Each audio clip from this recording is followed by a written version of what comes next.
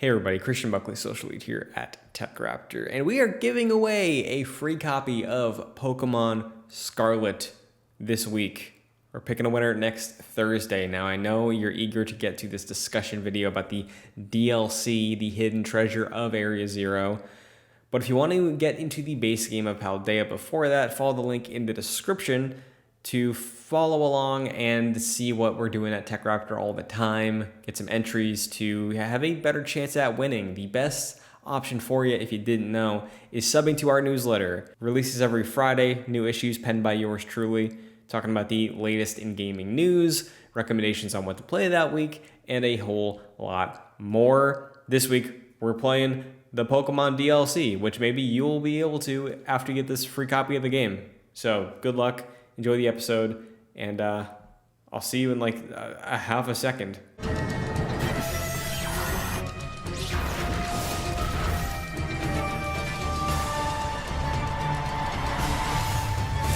Hello everyone, and welcome to a special TechRaptor Impressions discussion.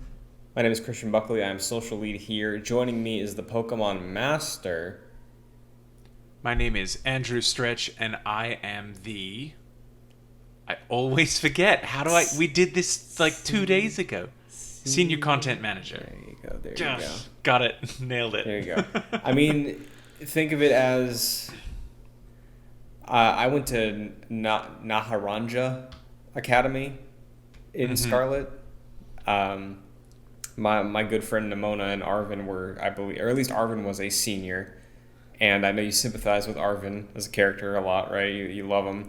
So just think of it that way. Senior, that'll get you rolling, and then... That's true. Senior Content Manager. Okay. But what are we talking about today? Yeah. Pokemon Master Into the Teal Mask. It has happened. It is dropped. We have a new region, which is a first for a DLC. Technically, this is the first time since Pokemon Gold, or at least like Pokemon Gold, Silver, and their remakes, that we have had a chance to visit two regions in a single game. I mean, Scarlet and Violet seems like it is not a reset point, but a lot of people seem to hop onto this one, and sales-wise, it is rivaling, those original Game Boy games. So yeah, it seems apt that we would revisit that concept here, and this is the second Pokemon game that's received traditional DLC. I'm not counting when I had my mom drive me to Toys R Us to get a Darkrai on my Pokemon Platinum cartridge. This is like an expansion pack that we saw them test out with Sword and Shield. And before we get into this expansion specifically, I'm just curious, what did you think of the Crown Tundra and the Isle of Armor, I believe they were called? Yeah, so the Crown Tundra and Isle of Armor I did really enjoy. I got into those later. I think I only really started visiting them as the hype to Scarlet and Violet were ramping up. I really enjoyed the idea of more story content, especially story content tied to legendaries. I've always said that my favorite generation is 4 because of how much they put into the post-game content. I agree. I thought that expansion was cool. I liked it. I liked that as an alternative to an Emerald or a Platinum, basically, just adding on more content to a game I was already invested in. I already had my team, and carrying them into the new content I thought worked. So here we have the first of two expansions for the Hidden Treasure of Area Zero expansion pack, the Teal Mask. How far in are you? Very briefly, I guess, also for people that aren't familiar, you can check out Stretch's full review of Pokemon Scarlet and Violet, but general thoughts on the base game too? I absolutely loved the base game. I was a huge fan. I crushed it. I was one of the people that, took off 2 days of work, was awake at midnight. I mean, the game ran like ass. It was always going to run like ass. And unfortunately, this DLC not only still runs like ass, I think it runs worse. Really? I'm normally someone who can give a Switch game a bit of a benefit of the doubt when it comes to lagginess, but there's definitely been some, especially in like the main hub city you're in, for this. And it's not a giant map that they've given you access to. It's probably about the size of like if you put four of the areas from base Paldea. If you put that together and had like a big mountain in the center, that's about the play size. But yeah, there's been a lot of places where there's been a very concerning amount of lag just walking around. So, how do you access this? Like, is this a place you can just fast travel to from the main map? Do you load into it through the main menu? Is this an NPC and then you'll get brought over on a train? Like, I'm imagining they're not loading all of Paldea in addition to this area when you're there. They should. I do not believe that they are. Okay. So once you, the way that you get into the Pokemon Scarlet and Violet DLC is that after you've downloaded, you load in and you'll immediately get a call from your homeroom teacher, and he says, "Hey, come to the academy. Let's meet up." And you meet up, and you get told that you're being picked as a very exclusive. You're being picked to go on this, onto this joint field trip with the Blueberry Academy. So that's the Blueberry Academy that we know that we'll be visiting in the second DLC. But in this one, both members of the Blueberry Academy and your school are meeting in the region of Kitakami. And it's you and it is 3 nameless NPCs that do nothing. It's big. And then you arrive, and then you've got the 2 characters in matching jumpsuits, wild 2-tone hair looking like Yu-Gi-Oh characters, and it's like, okay, let's spot the main character. So I'm curious then, because you have such a great cast in that base game. I think the writing and characters of Scarlet and Violet was like one of my favorite things about it. So like Nimona, Arvin, Penny, they're just on the bench for They're this still in Paldea. new cast. Yep. Okay, that's a choice. That's interesting. The replacements, the new characters, I haven't spent enough time to totally remember their names, but these 2 new characters, the brother and sister duo that you see from the trailers, they're actually really interesting characters. Okay, cool. They are locals of Kitakami, so they have some history with the region, as well as some history with the folklore of the region, which ties onto the Teal mask, the main storyline.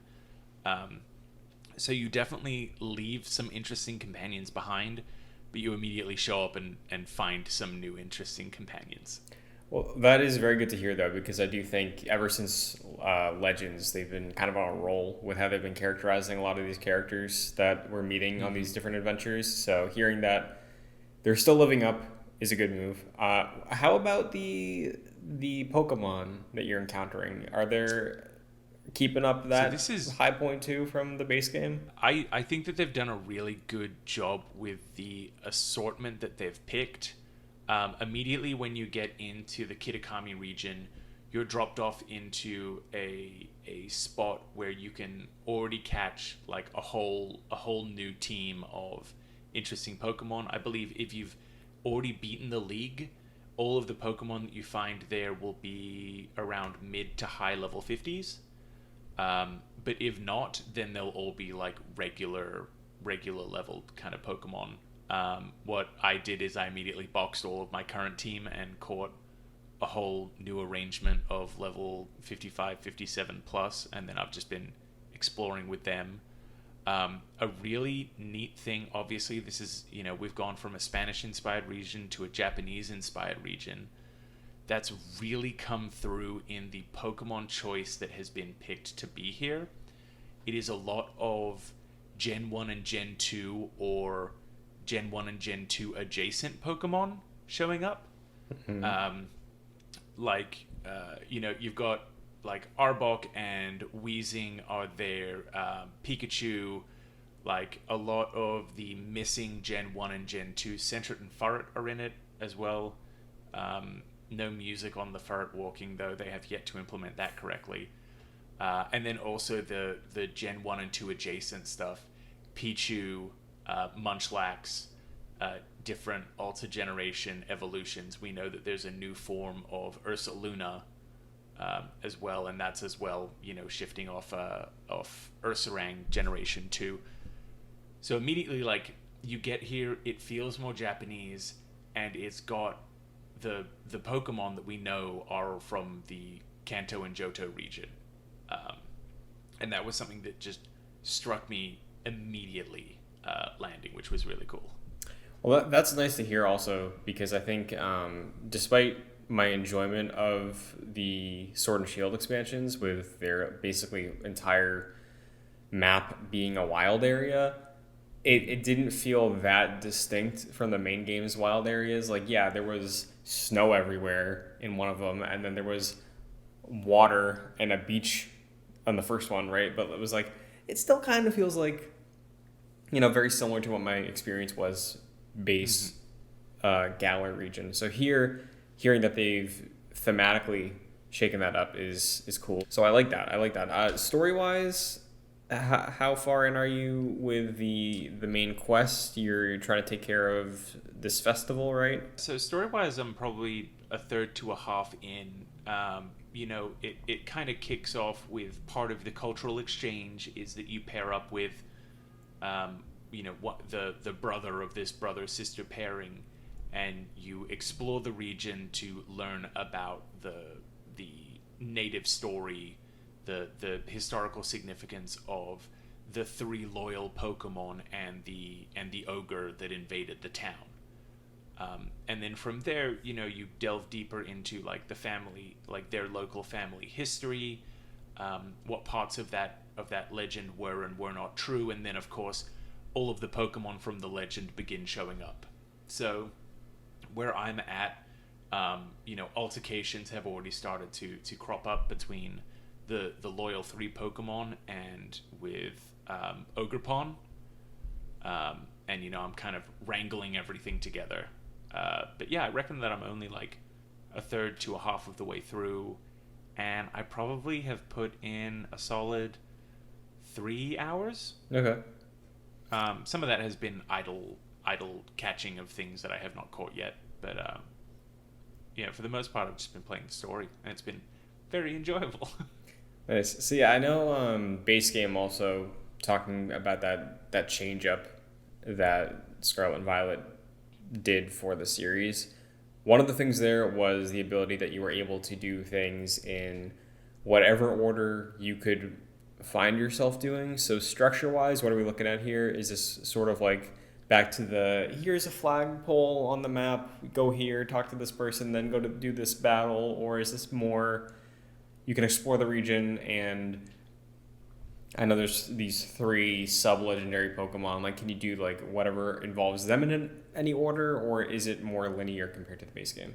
So they're all part of the same story. Okay. So it's not like, each of them, it's not going to be like catching the legendary birds back in Kanto that, where all of them are and then you track them down.